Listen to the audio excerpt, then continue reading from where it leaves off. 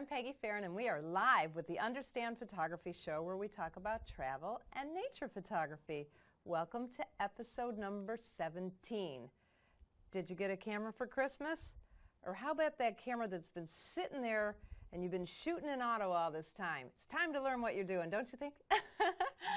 Anyway, our live and interactive online class, the 4 weeks to proficiency in photography, begins on January 17th. It's going to give you a really strong foundation in photography, and at Understand Photography, our motto is we simplify the technical. Now this class is you're going to learn to shoot in manual, you're going to learn all about flash, off and on camera flash, really good composition class. You're going to learn the rules to give your pictures impact. And then the last class is what I call the techie stuff. It's metering modes and drive modes and white balance and all kinds of stuff like that. That starts January 17th. However, we are offering for a limited time a 45-minute video that's a little excerpt of the class. So you get a chance to see my teaching style, see if you like it. If you like it, maybe you'll sign up for the class. We're going to have, it's called How to Get a Solid Photography Education in Just 4 Weeks, and we're going to have the direct link in the show notes from today's show. One more announcement. We have one opening left for our Everglades trip. Joe Fitzpatrick, he knows the Everglades like the back of his hand, and he's such a good teacher. He's so patient, and he's so good at explaining things clearly. It's limited to only 5 photographers. We've got one opening left. It's January 26, 27, 28, and 29. February, I'm leading a ladies-only trip to Mount Dora, Florida, which is the cutest town in Florida. It's near Orlando, and it's Victorian homes and a chain of lakes. We rent a boat. It's so much fun, and again, it's a workshop, so you're going to learn a lot for beginner to intermediate photographers. Last trip of the season is a 4-day trip to St. Augustine, also led by Joe Fitzpatrick. That's in May. Our calendar is on our meetup site, so it's meetup.com/understandphotography, and you'll see pretty much everything we've got going on, both locally, on the internet, everything. And then, of course, this show is going to be on YouTube and iTunes maybe by tonight or tomorrow, okay? So, episode 17. Today we're going to talk about food photography for the traveler, all right? Now, my guest today is Charlie McDonald. Charlie McDonald is the commercial photographer in Southwest Florida, but not just in Southwest Florida. Charlie and his team travel all over the country offering event photography services. His clients are the big name companies like J.P. Morgan, Ford Motor Company, Pfizer, Panasonic. They do the event photography for Condé Nast publications, which is Vogue and Vanity Fair, GQ, all those publications. So Charlie's got some pretty impressive clients. Food photography is just one of the services he offers.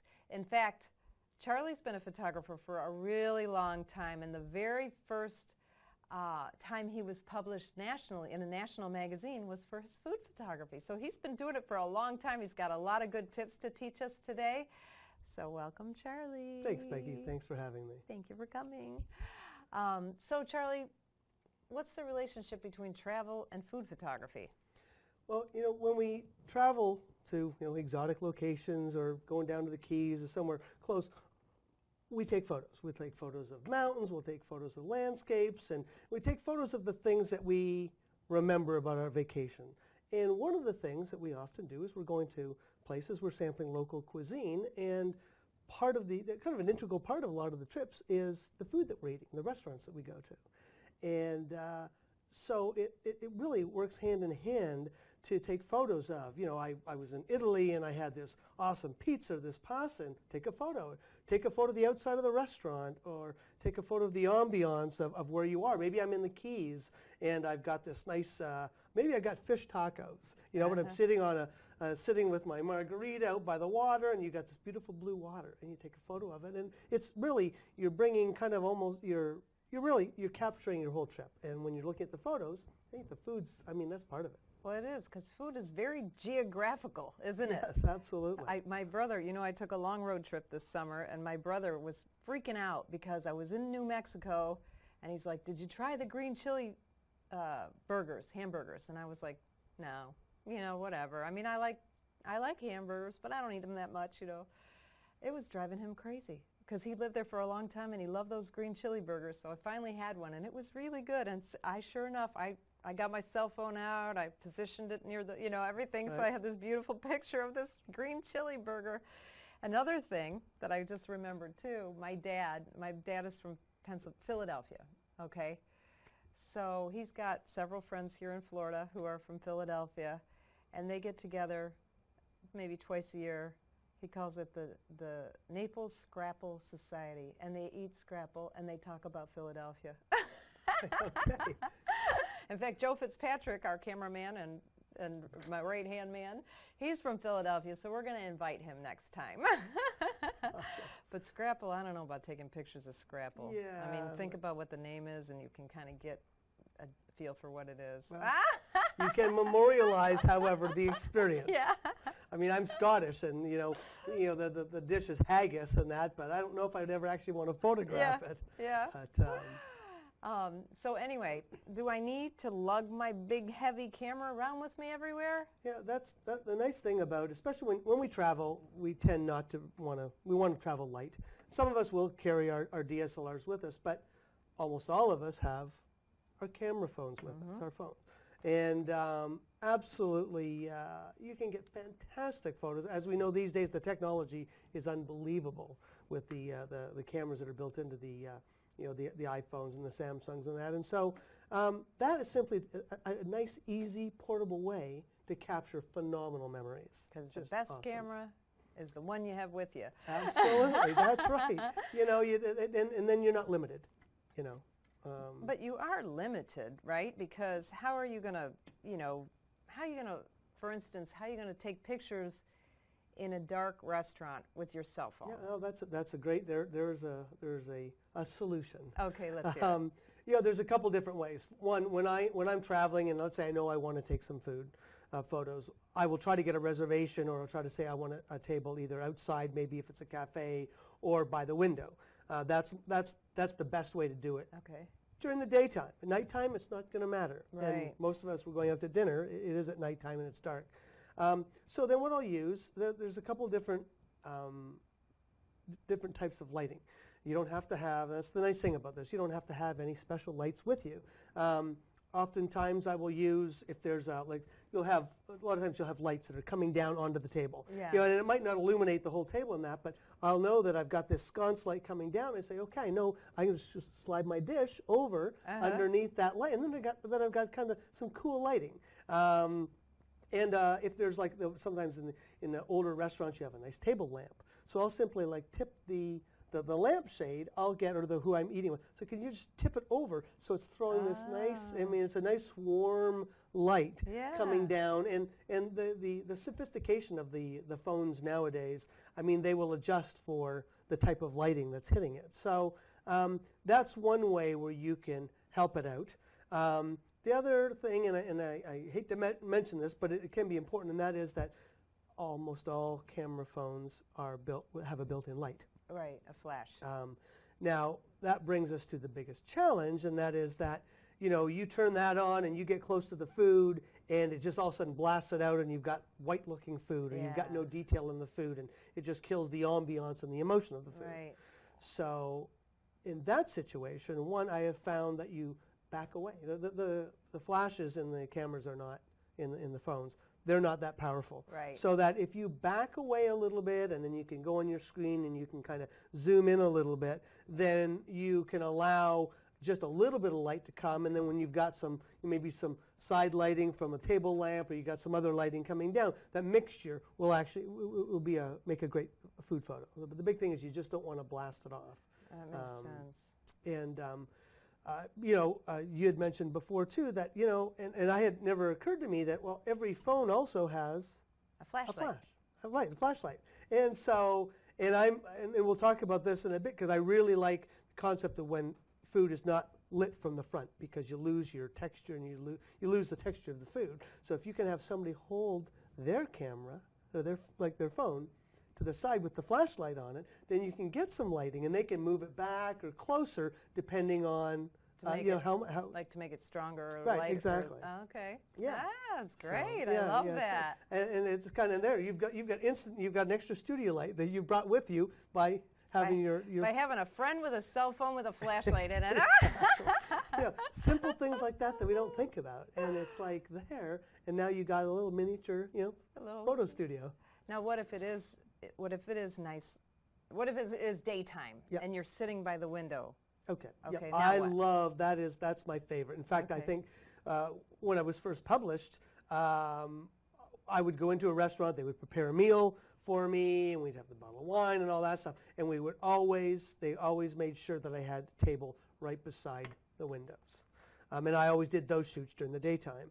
And that's some of the best lighting, because to bring out the texture in food and to add to the mood of the photo, and it's really it's very similar to portraiture as well. You don't want to have this light coming straight down on the food. You want to have some side light. You think of that nice piece of like carrot cake. Okay, you got nice, and you got the little crumbles coming off, and you've got maybe the cream cheese frosting on top, and it's got little wee designs in it and that. And when you get the light coming from the side, it actually can bring out the texture, and you can see the texture, and you can see how fresh that piece of cake looks like. Or you've got steamed mussels or pasta, and just the fact that you've got some little dark shadows in the pasta and light, it just adds to the dimensionality. It makes it really three-dimensional. Okay, so you're talking about you're going to put the food right by the window. Yep. And then you've got this huge light Yep. with directional light coming in. Absolutely. So It's that's just nice. beautiful. Yep, Okay. absolutely. What if you're sitting outside, let's say in the patio under an awning, and you go to take a picture, and you're trying to take a picture of the food, but it's really backlit. Right. And so it looks like a dark silhouette. Right. Then what do you do? Yep. A couple things. One, that's actually where I will help turn my flash on. In the daytime. People think, you don't put a flash on in the daytime. Absolutely, you use your flash in the Okay. daytime. So you can use the brightness of the flash to help illuminate the food, so that you don't have all that big, huge white in the background. So that's one thing. The other thing is I will tend to, let's say, when I've been in Italy and you're out in a nice plaza, you got all this food and people walking around, great scenery in the background, but it's like there's bright light because there's sunlight on it. Yeah. And you think, so what I'll do is I'll just move the food. I'll move because we have our own table, so I'll just move it around so that I've got actually a little bit darker. Maybe I got the facade of the restaurant. Okay. The front of the restaurant. So you just get up and move yourself around, basically, so that exactly. you're working with the light That's instead of Exactly. fighting it. Yeah. Or Yeah. I'll sit myself, if there's four of us sitting down, and I know that I want to take some photos, I'll sit myself with the light behind me So- of the daylight, and usually the restaurant is then in the background. And then that actually brings into a whole element of the photography, because you can photograph the food close up, but then you can back up a little bit, and now you have let's say maybe the name of the restaurant. You go to a cool restaurant and you think, well, what it's a year later or 6 months later, and you're telling your friends about, oh yeah, I traveled here, and we ate this good food, and what's the name of the restaurant? Because we're going there. But here, you can add the restaurant. So it's kind of a cool element, because now you have the food, but you also have the name and the facade. A lot of the restaurants have these cool decorations or architecture in the front, Yeah. and so you've actually got an architectural landscape photograph, but there's the food element. So what about composition? That kind of just leads right into composition. So you said get the sign or something in there. So would you actually kind of just move around a little to try to get Absolutely, the sign yeah. in? Or what else could you do for composition to make it, just Yeah, more well, appealing? to elevate the quality of make it a photo with more impact. Yes. And composition is important. And I kind of do it automatically, but there's a lot of little tips. So one thing, first of all, with composition with food, I find that when it's related to travel, let's say you've got a beautifully colored margarita and you're in Key West. Ooh, okay. You know? You're Or you've got those frosty tropical drinks that have layers of, there's blue and yellow and orange. You think, oh, that is so cool. So in a situation like that, in fact, I've done it before where we had a table and there was a railing and there's water right in behind it. And I take the margarita glass, because this is not just about food, because the beverages that we imbibe are often as memorable as the food. They're part of the experience. Absolutely, that's right. In fact, actually, I was in just this past summer. I was up in Canada, and I was at this quaint little. It was actually a Mexican restaurant in Canada, and there was this beautiful stream beside it, and they had flower pots and all that stuff. And we said, oh, let's order some fruity tropical drinks, and so we did. This was in the winter? No, this was this was in the summer. Because you just got back from Canada, right? And I thought, okay, I've got this beautiful. It was a margarita, but very colorful. And they had a nice little, the decor on it with the little flower coming out, and taking it. And it had the food all in the background. It just didn't look good. We had a railing because there's a nice stream right beside us. So all I did is say, hey, Mom and Dad, I'm going to pick this up. I put it on the railing, and then I just stood up, and so what I had the photo of the margarita glass. But I also had the stream in behind it. So you kind of shot down at it? So I shot a little bit down so you could see the water. Oh, cool. So, you can move things to make the shot better. Another thing with food, and we talked about, let's say, the front of the restaurant. The one thing is I'll even move a couple of glasses out of the way, and I'll have the plate of food, and I will put it, let's say, a little bit to the left, or a little bit to the right. And this is where we actually get into composition. Let's say we got this really nice name of a restaurant. So I will put that in the upper left, and then I'll have the food in the lower right, so that you have that kind of diagonal, because we do talk about diagonal lines and how the eye sees. And you got also the rule of thirds, so that if you actually were to follow the technical rules of the rule of thirds, then in the upper third of the composition is the name of the restaurant, and then in the lower third is the actual dish. So you've actually adhered to the rules of composition, putting your two important elements there. Now, also, when you're just shooting, let's say, the food, and let's say I've got a juicy steak. Okay, and it's got some potatoes, and maybe it's got some grilled asparagus with it. But the thing is you can see that the juices come out of the steak and all that stuff, and I will tend to put that. I will change the angle a little bit, and I'll even put in like a napkin underneath a plate sort of thing, so I can change the angle of the plate so that the steak is, again, in that upper left, because our eye tends to go from the left to the right. I'll put that steak up there, so that's the focus, and then you can see the other vegetables sort of in behind, but it's that steak that's the right. That's in the PowerPoint of the rule of thirds, is what you're saying. Yeah, exactly. And also, I think it adds drama.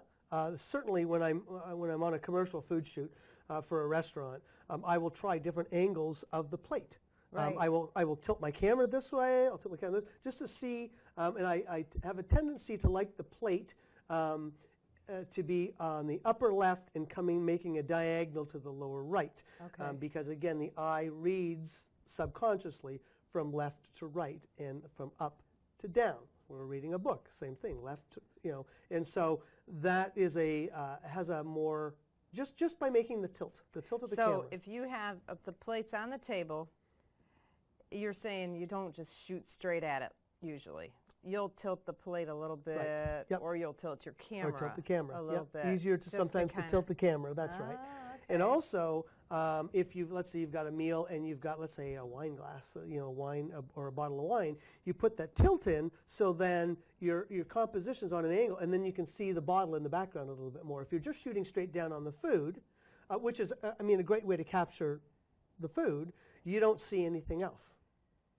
So you're saying shoot low as well. Right. So you're going to get down low to shoot and get some of the background in there as well. Okay. Because there's really, I kind of think of as three elements to the food photography. One is the close-up, and getting close-up and seeing maybe the steam rising off, especially it's just been brought out, you see the steam rising off the pasta dish, and going in close is an awesome way to capture it. And I found that probably some of my best food photos that I've shot commercially for restaurants have been the close-ups, because you can just see the glistening of the food. Right. And it looks fresh and tasty. And again, we're trying to evoke an emotion. We're remembering what it was like. So that's one. But there's really another element, and that is setting, what I would call setting the scene. Oh, okay. So we see the food, and it's great to do it close up. But a lot of times you want to add some emotion, and you want to add more of the experience. And so that's what you were talking about with the margaritas, with the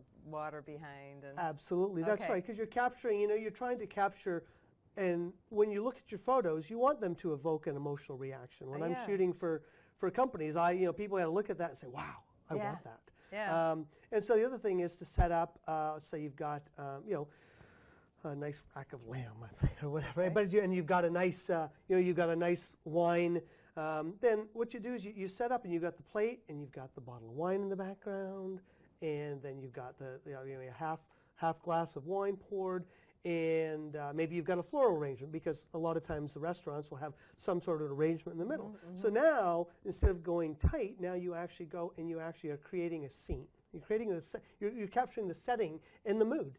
Okay. Because now you got the glass of wine, with the meal and the floral arrangement, and so you've got something that tells more of a story.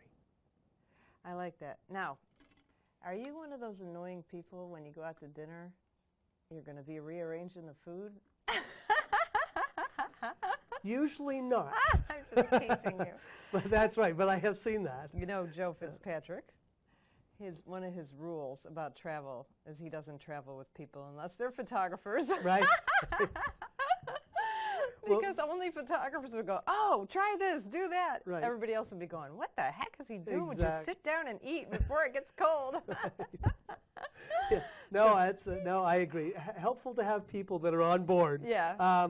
But again, I'm going to a restaurant not to shoot it if I'm on vacation. I'm traveling, going because I really want to eat the food. Right. So Yeah. I'll be. So in I'll prepare. moderation, you would arrange. Yeah, make a couple, just a little wee adjustments. It just makes mediocre photo into kind of a cool photo. Yeah. Because of the angle. Yeah, I like that. I never would have thought to put like when I do food photography professionally, I'm always using napkins to prop the plate, but I never thought about doing that when I was just taking a picture of my own food, but I'm going to do it from now on. Yeah, well, it just takes a couple seconds to fold up a napkin, put it in, and then you've got, you got a better composition. Yeah, yeah. Okay, so this is what I've learned so far. So you can use napkins to prop, turn your camera sideways in different ways, and shoot low. I guess you would do both, right? Shoot from above and shoot low? Yes, Just to see- absolutely, yeah. Because like if you have a steak and you shoot low, it makes it look big and thick, right? Yep, But if you shoot from above, it just looks like a flat little piece of, but it might not. You might want to get what else is on the plate, right? Right, So- if it's colorful, you've got a colorful presentation. I've done some salads where I'll shoot straight up because the colors in the salads, they got the different vegetables and that in there, it's just really cool.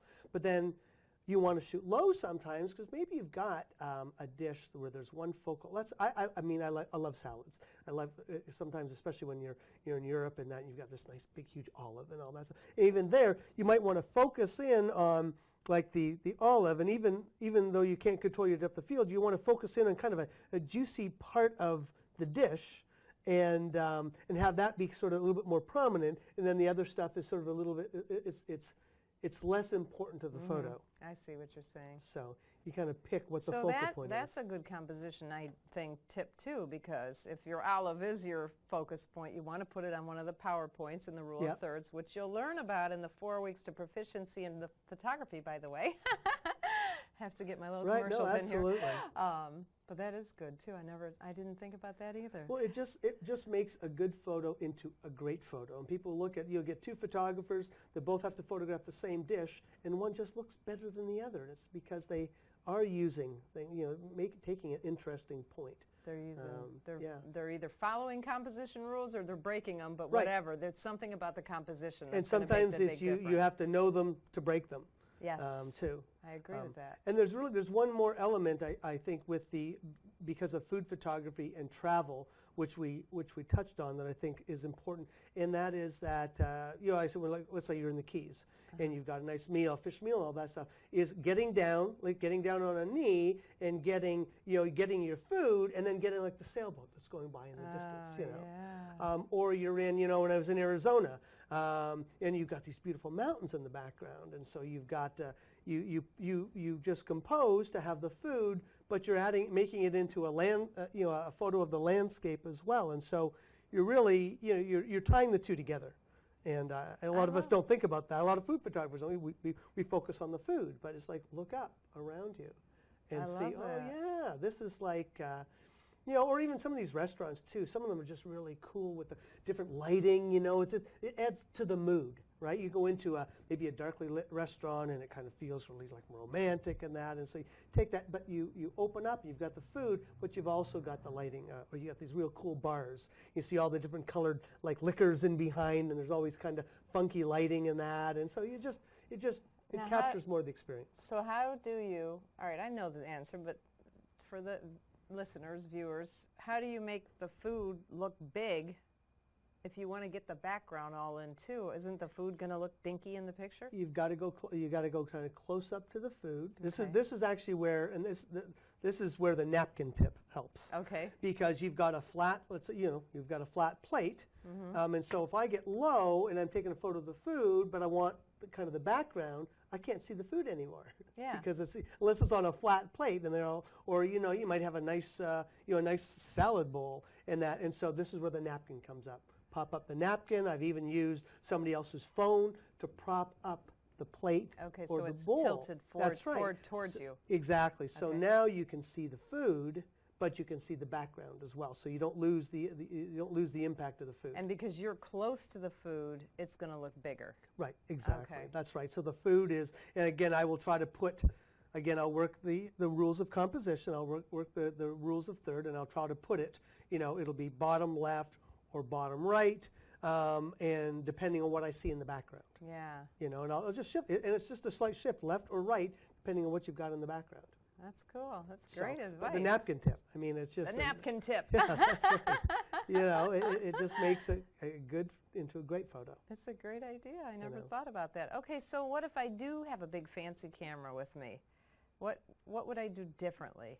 Because instead of just shooting an automatic, Right. like your cell phone is going to give you a great depth of field, and when I say great depth of field, I mean everything is going to be sharp and in focus. But with a DSLR, you have a little more. You have more options, right? Right. Yeah. Of course, I'll do my professional food shoots with the DSLR, and you do.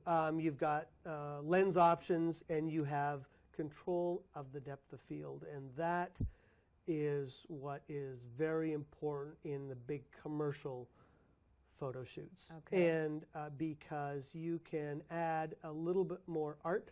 I mean, we can add art with our cell phones because we can add what's in the background. Composition, with Right, using composition. Right, to make Because it artistic. everything's going to be pretty sharp when you're using your cell phone. Right. Okay. Right. So so you use the composition to create the art. Okay.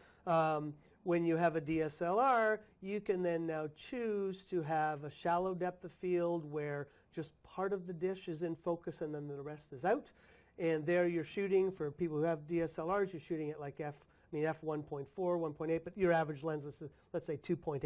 Okay. So you're shooting, if you want that. I mean, if I've got a dish that all looks yummy, then I really want to shoot at a fairly high depth of field, or I want to get on an angle so I see all of it and it's all in focus. Okay, so that's what your cell phone's going to do.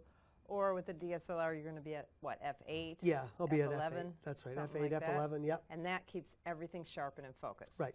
Okay, so what if The I... situation there is sometimes you need a lot more light because you're closing your f-stop, so, or you have to drive your ISO up higher to compensate for that. So, but really the cool thing about having a DSLR is to have shallow depth of field, Okay. which it's more difficult. And yet, I did hear there's a new app with one of the new phones where it chooses the subject and it automatically will blur the background now. Wow. There's a new, It's you an can app put it in in the a phone? special, yeah, I don't know if it's one of the new iPhones or if it's a Samsung, but somebody was showing it to me the other day and they said normal mode, and then they show it of a person, and then this portrait mode, which had the background was automatically blurred a little bit.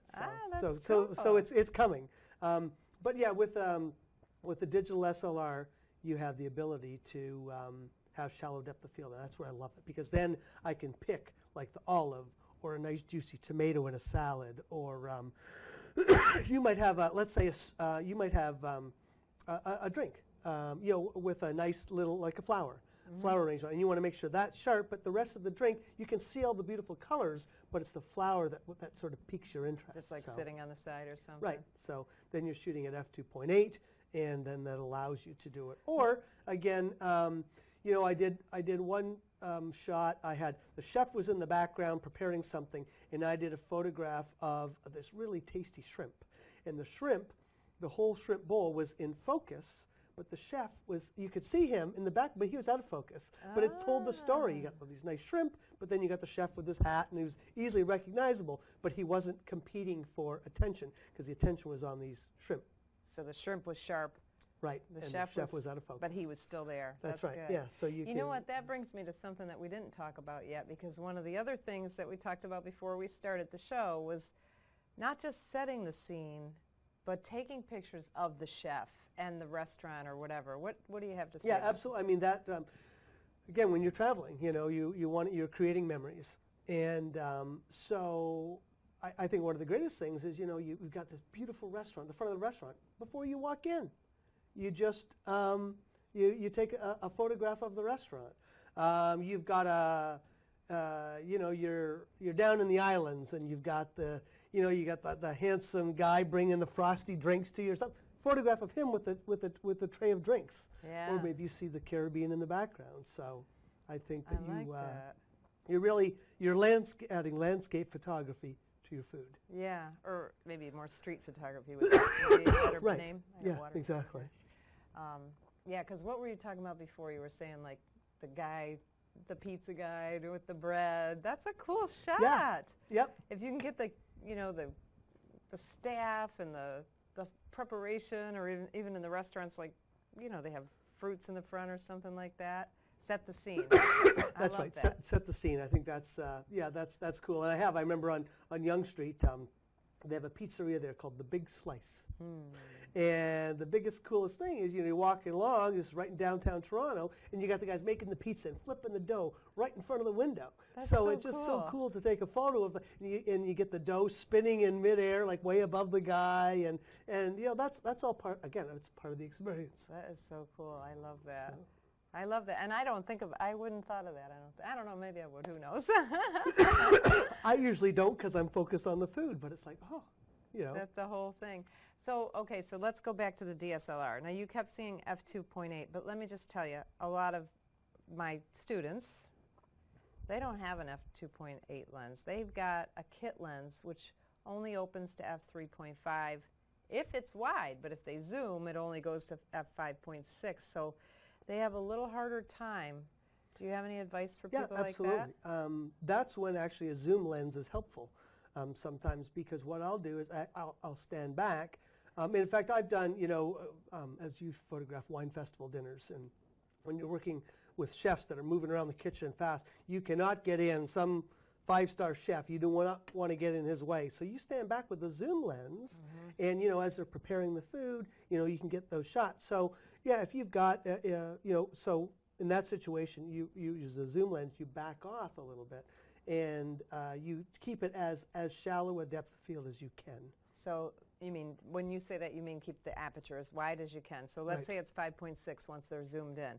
But that's going to throw their background out of focus, Absolutely. just zooming like that, right? That's right, exactly. And so it makes it, and then that isolates the food from the environment. The other thing that does is it compresses the picture. I mean, not literally, but it makes everything look closer together when you zoom in. That's right. So that's another compositional tip. In fact, we have a competing job, you and I, that we both do food photography for, but we're friends anyway. And we both like to eat. But one of the times I did food photography for this company, they had, I forget, I think it was a hamburger on one plate, French fries on another plate, and something else on a third plate. I was like, holy moly, how am I going to make that look like it goes together? So I went way to the back of the room with my zoom lens, and I zoomed in so that everything looked like it, I did the Right. napkins and everything, Right. but so it looked like it was really close together. Right. So that, I just thought Yeah, of that. that's a another, great tip. Yeah. I worked for the same company and had the same situation. I made them put it all on one plate. You're smarter than I am. No, and then I said, it's so much better because now you've got this nice, big, huge, full plate of food. But there were other situations too where you have when you zoom, when you go back and zoom, it's nice because then it does put everything together, Yeah. and it makes it all, it ties up. And that's getting kind of advanced, but yeah, don't be afraid. I mean, we think we zoom in on an animal. Why can't you zoom in on the food? Yeah. You know, Yeah. it just means you have to step away from the table to take your shot. Now, do you have a favorite lens that you travel with? Well, I have a favorite food lens. Oh, okay. And if I was going to be traveling and knew that I wanted to take a lot of food photos, there's no question. Well, there's a couple. Let me answer a couple ways. The ultimate lens for me is like a what we consider portrait lenses, which is like a 105 millimeter prime lens. Their characteristics of that lens tends to have a very shallow depth of field. And you like that? And I love shallow depth of field for food. photography? Yeah.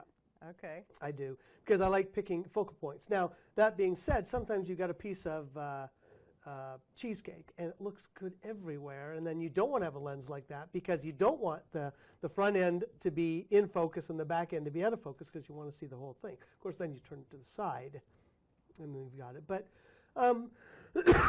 I think I guess just really, the kit lenses are actually, for people traveling in that, like a 28 millimeter to a 70 or an 80 lens it's a lens that a lot of us do have, and it's great because it does allow you to get back and focus in if you want to, or it allows you to, when you want to do the mood and the landscape type of shot, you can go to 28 and you got the food in front of you, but then you've got the whole vista behind you. Yeah. So it's a great lens, and I mean, kit lenses will come different. Sometimes they'll be like from a 24 to a 120, but when you've got that range, you can do the close-ups, but then you can widen out, and then you can get your kind of landscape architectural shots. Now, last week, Joe Fitzpatrick was my guest, and we talked about lenses, and both Joe and I are big fans of zoom lenses. And prime lenses are great too, but zoom lenses, especially for travel, are just a little more practical. Yeah. Now, you were just talking about depth of field, and we just got a question from Gavin Lowe, who I'm hoping will be a guest on my show, by the way, Gavin.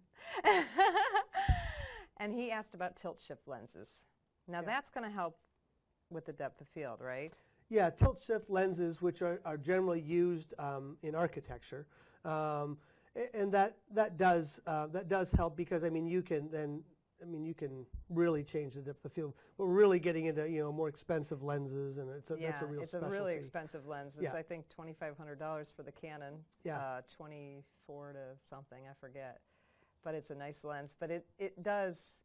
We had a guest here, Gareth Radcliffe, who is Gareth. I know Gareth, yeah, absolutely. He's a landscape photographer, and he uses the tilt-shift lens because he likes to have a great depth of field. He wants everything sharp and in focus. So a lot of food photographers swear by the tilt-shift lenses too. But this is a travel.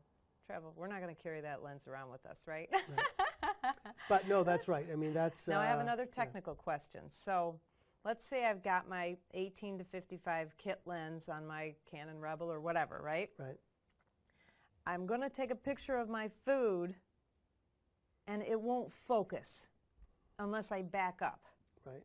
So That is endemic to all lenses. That if it's not a macro lens, which is for your close-up focusing, then you have parameters you have to deal with, and there's some lenses that you just can't get close enough. Yeah. And it says, most of the time it says it right on the lens how close you can get. Right.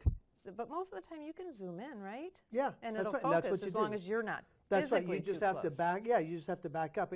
Your standard 80-200 lens, sometimes you have to be 3 or 4 feet away. Nothing will focus inside that, but that's perfectly fine. You just have to just step back a little bit, and then you can then you can focus And in. if you can't quite get as close as you want, you can always crop later, right? Right, yeah, no, absolutely, and that's right. I've had some photos where I realized afterward with the post-processing that when I cropped in, it had much more impact because I got rid of all the extra. You didn't see the fork and all that stuff, which was a detraction from the photo. In some other situations, you want that, but yeah, you can crop in Although let me post-processing. just give my little tip. If you're using your cell phone, when you zoom with your cell phone, you're actually cropping the photo, so you're losing pixels. So just keep that in mind. You want to crop and then crop again because you're just going to run out of pixels. Right, yeah, that's right, and then you degrade the quality of the photo. So, yeah. Now, what about manual focus? Do you always use autofocus, or does it matter? Or that's a yes and a no question. People who there are certain situations where I'm trying to focus in on one particular part of a meal, and then I will sometimes go to manual focus because autofocus is just not getting it, and I need to be super precise to make sure that olive, let's say, and you can see the beads of sweat on the olive or the tomato. You get a nice fresh tomato. You want to make sure that they're glistening and they're in sharp focus. So then I will go to manual focus in that situation. But most cases, if you can put your focus point on where you want it to be in focus, the autofocus is going to be. You don't have to make it. You don't have to make it that complicated. I hate to admit that I'm getting older, but I don't trust my eyes anymore. I trust the autofocus more than I trust my eyes. Yeah, no, I agree. And also, when you're trying to do your food, we talked about earlier, but we don't want people to be, oh, how many photos is the guy going to take of the food and all that stuff. Just sit down and eat for crying out loud. So autofocus helps eliminate that. It's like, okay, let the camera do the work. The technology is brilliant these days. So let the camera do the work. It focuses for you, and then takes the shot. So yeah, as long as you know that, if you have a DSLR and you can change your focus point, you want that focus point on the most important part of the dish. Although, I also have a cell phone class online, and I do teach how to do selective focus in my cell phone class. Yeah, so you could selective focus on the big slice of pepperoni on the pizza that's just come out of the oven in Italy, So yeah, so you could hit that as your focus point because you want that. Yeah. Okay, so what are your top tips for food photography? Yeah. And you've got notes, right? Yeah, but I think you can remember them. I was about to actually talk about this because let's talk about the pizza that's coming to the table. Okay. I think the most important thing. Well, you have to be prepared, but the big and most important tip is photograph the food when it comes out. Oh, that is a good tip. Yeah, you can't let it. I mean, if you want the proper emotion and feel of the food, you've got to get it while the steak is glistening, while you've got the steam maybe is rising off the pizza. That's important. Photograph the food when it's coming. So, in fact, because I know I want to take a photo, I'm going to already be positioned and kind of ready, with. Right. I'll even take a test shot. Take a test shot of just a napkin or my glass of water sitting there to make sure, okay, I got this. So when the food comes out, fresh steam's rising off the steamed mussels or something like that, you can capture that. That is good advice. Yeah. Because you're right. After it sits there for even 5 minutes, it starts looking kind of dead, well, right? That's right. I've worked with chefs that, like, if I didn't photograph that food within the first 2 minutes, it was back to the kitchen so they could redo it because, again, these are critical. And I mean, when you're a professional food photographer, you have a bag of tricks with spray bottles of water and things like that. But the biggest thing you've actually taught food photography classes here at Understand Photography. And I learned a lot about not just food photography, but food styling. Right, yeah. And which all is a those whole, that was so interesting. And I got to throw a little tip in here, just because we were talking about the pizza, is that a cool, let's say the pizza comes out, you catch it right, because everything's glistening, it doesn't start to dry out, in that, but a real cool shot with pizza is to you pull the slice off with all that cheese hanging down and all that stuff. Yes, absolutely. That's just a cool, and again, that gets to the photograph the food as soon as it comes out when it's fresh. So that's your top tip. Yeah, that is absolutely. Yeah, get it fresh. Don't yak and have another glass of wine because you're losing the impact of you're losing the impact. And another top tip I think is to go with some of your photos, go close.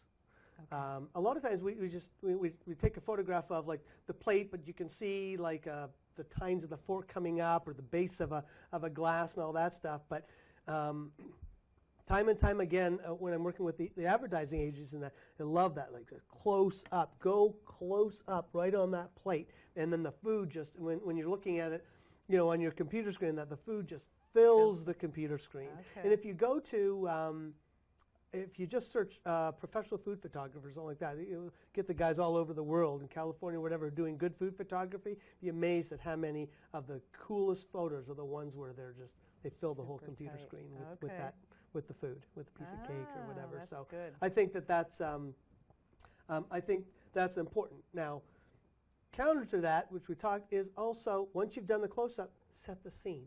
Okay. So back up. What I try to get is don't just shoot like the plate. Shoot either close and tight in on the food, Okay. or back it up so that you've got the glass of wine or the frosty drink or that, and so that you, or the ambiance of the restaurant. Bread so in the background. right, exactly, and so you Yeah. can bring a loaf of bread in, you know, or you can actually Yeah. style a couple of things just by throwing a couple of little things in the background. And so go tight and then do a scene. Okay. Do a scene. I think that's I love that. Okay, yeah. so far we've got photograph the food as soon as it's delivered, shoot in tight on the food, right. and then go wide to get the ambience. Right. Absolutely. All right, what else you got? Next thing is lighting, which we talked about at the beginning, and that I think it's just important to try to get some sort of side lighting and not just lighting straight from the flash straight onto the food, because you lose the texture of the food. Right. And we all try to make a two-dimensional photograph as three-dimensional as possible. And to do that, if you have the side lighting, like with the window light coming in, or if you are I like actually sometimes being underneath an umbrella outside, because it means that I've got more directional light coming in on the one side. Okay. And so you've got a little bit of shadow on the one side, and that's a good thing because it adds depth to the food. Oh, I like So that. so Okay. side lighting, ambient lighting, as opposed to forward front flash lighting. I think it just makes it's a much more compelling shot. Now your last tip, I already know what it is, and I forgot to ask you about this, so we're going to talk about this one for a while. Yeah. Well, not a long while, but maybe 5 minutes. All right, what's your last tip? Yeah. Do you remember it?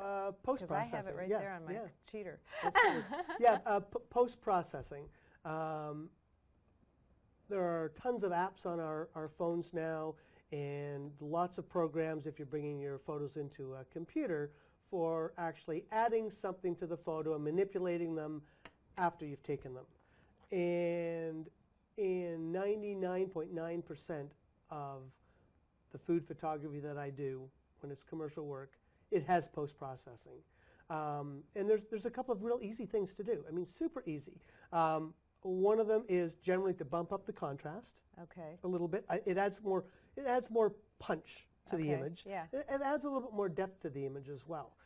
So I think bumping up the contrast, and also depending on what program you have, if you're a Lightroom user, which some people are, then the vibrance, or in other programs, the saturation. Okay. And you'll even find on your phone when you can do the little editing and change it, you just get something that's a little more saturated, because the colors are going to have a little bit more depth and Yeah. a little bit more punch. It's greater impact, so that the salad olives will be a little greener and the tomatoes a little bit redder, Yeah, and yeah. so it just adds. Yeah. I find contrast helps with grill marks. You get this grilled steak or this grilled asparagus, and you bump up the contrast a little bit, and you can really it brings out the grill marks in the food. Do you use the clarity slider at all? I will sometimes, yeah. Sometimes if I'm doing something soft and creamy, like ice cream or a cupcake or something like that, I will actually pull and I will make it a little bit of a soft focus. So you get this kind of dreamy effect because it's that type of food. Now you've got a steak or something like that. You don't want to make it all soft and glowy. You want to make it a little bit more hard-edged and all that, and bring out the texture and the detail. Or even a piece of cake. If I'm doing side light, using that side lighting to bring out the texture, and then the clarity, I'll actually make it a little bit sharper. Or in some programs, you can sharpen things, Okay. and it just adds it. What it does is it makes the texture a little bit more pronounced. Right, right. So, What I else think do you do for processing? I will. That's the basic and simple, easy things. But I will, if I look, let's say I've taken a nice, let's say, plate of pasta, and I didn't think the angle was quite right because I think my composition was maybe not as good as it should have been. Or what I'll do is I'll actually crop and I'll tilt while I'm post-processing. I'll change it and see if that makes a photo with a little bit more impact. Okay, that's a Generally, good idea. it's always best to get it right in the camera to do it, so you're not doing that. But sometimes you'll have finished a shoot, you're back looking at them, and you think, oh, you know what? If I just crop that, oh man, that looks so much better. Tilt it a little bit. Exactly. Or again, zooming in too. If I shot maybe too loose, just because of the situation I was in, I said, oh, you know what? This photo would be better if I just cropped in tighter. And depending on how many megapixels you're working with, and with the newer cameras, you're working with unbelievable amount of megapixels, then you have the ability to be able to crop in and still maintain the integrity of the print. Now, do you ever use the vignette? It's funny. Some people do. I tend not to, but the vignette, there's a couple of different ways you can use the vignetting tool, because you can use the vignette so that it's sort of out of focus around the outside of it, and then it zooms right in, or you can put a light white or a light black vignette just on the outside, where it just it just almost unconsciously draws the attention straight into what's on the plate. I wouldn't vignette for my scene setters. But I would vignette for when I just really want to concentrate on the food. See, when I do professional food photography, I do not vignette. But when I'm taking photography with my cell phone, I almost always vignette, because it just makes the food pop, because the edges are darker, you know? I'm going to have to try that. Yeah. Because but you can't really do it with professional, because it's a different That's world. right, and you're usually shooting for everything to be exactly as you want it. Yeah, But yeah, that's right. If you've got like those extraneous edges of the plates or the cutlery or the pieces, maybe you've got a butter dish in the background or salt and pepper. When you vignette it, that sort of that's right. It's there, but the eye focuses more on the subject. Right. Well, our eyes are attracted to the lightest things in the picture. So if you have a white plate, and let's say you didn't crop in enough because the composition looks better with the plate, if you darken the plate a little bit, I think it just kind of makes the food pop. That's my opinion. Yeah, no, I agree. And I love shooting on white plates, actually, because the food looks so colorful against the white plate. So most places have white plates too. So any other tips or anything about food photography and travel that you want to tell us about? I think just the big thing is you sort of make it part of your journey, make it part of your travel. I love that. The people who have never been interested in food photography, I've talked to, said, well, did you take a photo of that? I never thought about doing that. Just incorporate it into your travel, because it becomes part of the experience. Yeah, it is. It's so true, because when you go to the Keys, you eat the fish and drink the margarita, and you go to New Mexico, you eat the green chili burger, you go to Philadelphia, you eat the scrapple, you go to Italy, you eat the pasta, and That's right. It'd be great to have a plate of pasta with the Leaning Tower of Pisa in the background. Then it becomes a postcard food photo. There you go. But again, it's like, don't just take the Leaning Tower of Pisa, take it with what you just had, when you're sitting in the plaza and having lunch. I love that. So the food photography really, it just adds to the whole experience. Right. I'm not a big foodie, but I still do try the local dishes whenever most of them. Some of them, I was more daring when I was young. Right. It's something you can photograph it, you don't have to eat it. Yeah. I don't want to pay for it, though. I'm too cheap. Okay, so what's next? What's next for Charlie McDonald? Yeah, it's well, the company is still growing. It's I have incredible. been watching you. Charlie and I have been friends for a long time, and his business has, in the last 5 years, just taken off like a skyrocket. Yeah, I'm very blessed. I have a great team of people that work with me, very accomplished photographers. And I think the big thing for me is, I've been working on a brand new kick-butt website for over a year now, 5% away from being finished, but it's that last 5%. And I really want to, I think that's the big thing, is getting the website done so people can see there's a team of very qualified photographers, so that it's not just me doing the shoots. And I think getting that out, and that we're all accomplished and we can travel to Chicago or New York or whatever to take on some of the bigger projects and the bigger corporate events. That's cool. So, that's so exciting. It's fun. It is. I know. I've been watching you travel all over, and you you work a little too much. Yes, that's right. You know, it's funny, you know, when you have such passion for what you do, you tend to do it. You know, I'm editing images till midnight where the other people might be in bed by 10 thinking, you know, like, give it a rest. But, you know, man, I love this. Oh, look at this, you know. Or when I've taken a great food photo, you know, oh, you know, look at this. You know. So anyway, it's exciting. It's an exciting business. It's an exciting career. And so we kind of tend to immerse ourselves in it and shut out the You're rest so of the world. good. And another thing about Charlie, he's just so charming. Everybody loves to be around him, including me. You know what? I love what I do. You know, it's the greatest career I could ever have. That's awesome. So I love it that. makes a And big where can difference. people find you? What's your website? Yeah, it is actually under my name, CharlieMcDonaldPhotography.com. And are you McDonald or McDonald? I'm a McDonald, so I'm MCD. Okay. And if you do Charlie in any type of McDonald and photography, based in Naples, Florida. So if you throw that in, you'll always find me. And we have a Facebook page as well, which is Charlie McDonald Photography, and that helps.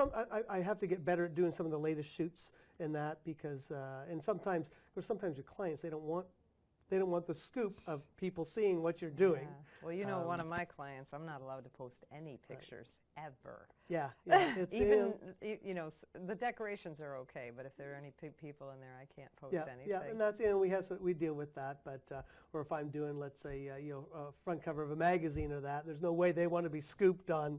Oh you yeah, know. you got to wait till the So, magazine comes out. Yeah, so we'll take the iPhone, and we'll take the phone and take a picture of me taking the photos. Right. We can do that. We're okay, because you know, it's our work, it's our business, and so we have to be mindful of the client. Yeah. I mean, social media is great, but you have to use it in moderation. Yeah, that's right. So CharlieMcDonaldPhotography.com, and that will be in the show notes. All right, remember to watch our free webinar, How to Get a Solid Photography Education in Just 4 weeks. It's a 45-minute webinar. It's going to give you a lot of education just in that 45 minutes. And of course, I'm hoping that you like my teaching style and will sign up for the 4 weeks to proficiency in photography that begins January 17th. It's a live and interactive class. A lot of people are like, oh, I don't want to take an online class. This isn't a class where we're just going to throw you in front of a video. You have to show up for class, or you watch the video later if you can't make the class, but then you've got homework, and I'll be expecting it. You know what? Next week on the Understand Photography show, my guest will be the famous Robert O'Toole. I'm very excited about Robert O'Toole. Robert's a nature photography who offers photography tours and workshops all over the world.